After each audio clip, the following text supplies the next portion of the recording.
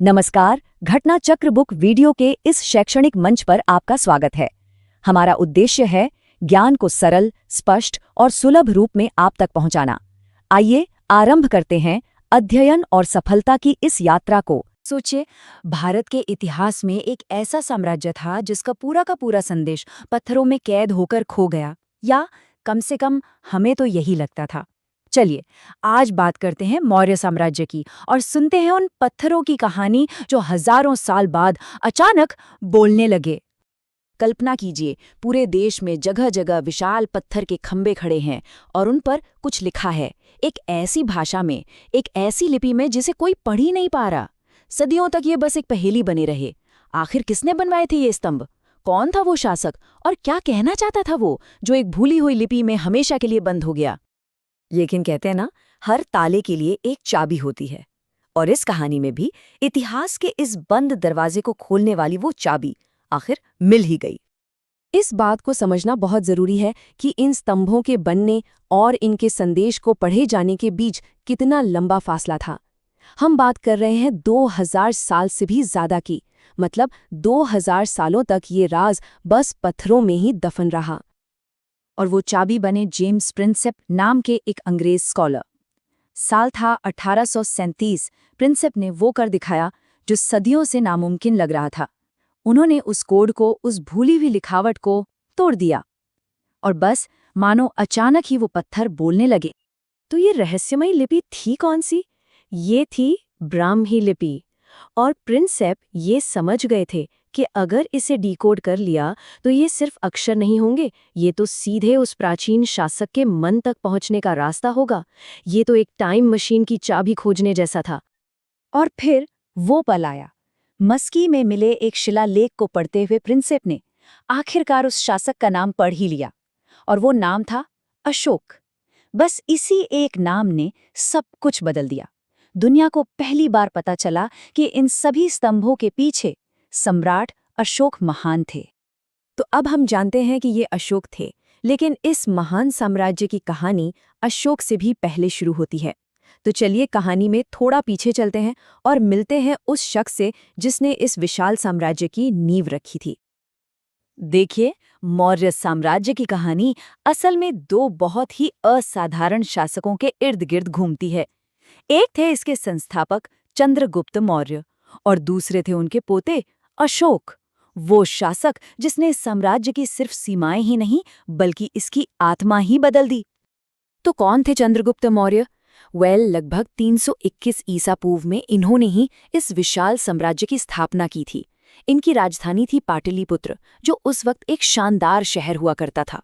उनका दरबार इतना मशहूर था कि मेगस्थनीज जैसा यूनानी राजदूत भी वहां रहा।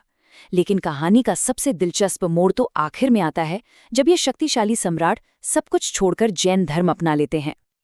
चलिए अब वापस आते हैं उस सम्राट पर जिनकी आवाज हमें इन पत्थरों से सुनाई दी, यानी सम्राट अशोक। तो अशोक मौर्य साम्राज्य के संस्थापक चंद्रगुप्त के पोते थे। उन्होंने करीब करीब 40 साल तक राज किया, और इन 4 दशकों में उन्होंने भारत के इतिहास का रुख हमेशा हमेशा के लिए बदल कर रख दिया। और एक कमाल की बात देखिए, अशोक के संदेश सिर्फ एक भाषा में नहीं थे। उनके शिलालेख प्राकृत में तो हैं ही, साथ ही ग्रीक, अरामी, खरोष्टी जैसी कई लिपियों में भी मिलते हैं। अब इससे क्या पता चलता है? यही कि उनका साम्राज्य कितना बड़ा और मल्टीकल्चरल था, और वो सच में चाहते थे कि उनकी बात उनके हर एक नागरिक तक पहुंचे, चाहे वो कोई भी जुबान बोलता हो। अशोक सिर्फ एक साम्राज्य विस्तार करने वाले राजा नहीं थे, वो एक बहुत ही न्यायप्रिय शासक थे। उन्होंने 2 बड़े क्रांतिकारी सिद्धांत लागू किए। पहला, व्यवहार समता, मतलब कानून के सामने सब बराबर हैं, और दूसरा, दंड समता, यानी अगर जुर्म किया है तो सजा सबको एक जैसी मिलेगी, फिर चाहे कोई अमीर हो या गरीब, ऊंची जाति का हो या नीची। देखिए, अशोक के शासन को उनकी पर्सनल आस्था से अलग करके नहीं देखा जा सकता। खास तौर पर जो भाब्रू शिलालेख है, वो साफ साफ बताता है कि बौद्ध धर्म के त्रिरत्न यानी बुद्ध, धम्म और संघ में उनकी कितनी गहरी श्रद्धा थी, और यही विश्वास उनके हर काम में, हर फैसले में नजर आता था। और ये आस्था सिर्फ उनकी निजी पूजा पाठ तक ही नहीं थी। उन्होंने बौद्ध धर्म को बढ़ावा देने के लिए बहुत सक्रिय रूप से काम किया। अरे उन्होंने तो अपनी राजधानी पाटलिपुत्र में तीसरी बौद्ध संगीति यानी थर्ड बुद्धिस्ट काउंसिल का आयोजन भी करवाया था।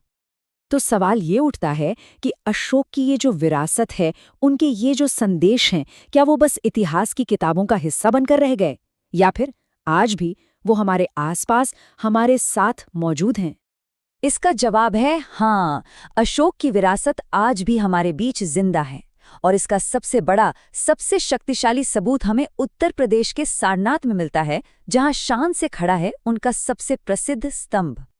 इस स्तंभ के ऊपर, इसके टॉप पर 4 शेर बने हैं, चारों दिशाओं में देखते हुए, जो शक्ति, साहस और आत्मविश्वास का प्रतीक है। और यही 4 शेरों वाला कैपिटल आज के आधुनिक भारत का हमारा राष्ट्रीय प्रतीक है। जरा सोचिए इस बात को, एक प्राचीन सम्राट का चुना हुआ प्रतीक आज एक पूरे देश की पहचाने। इससे बड़ा सबूत और क्या होगा उनके विचारों के अमर होने का?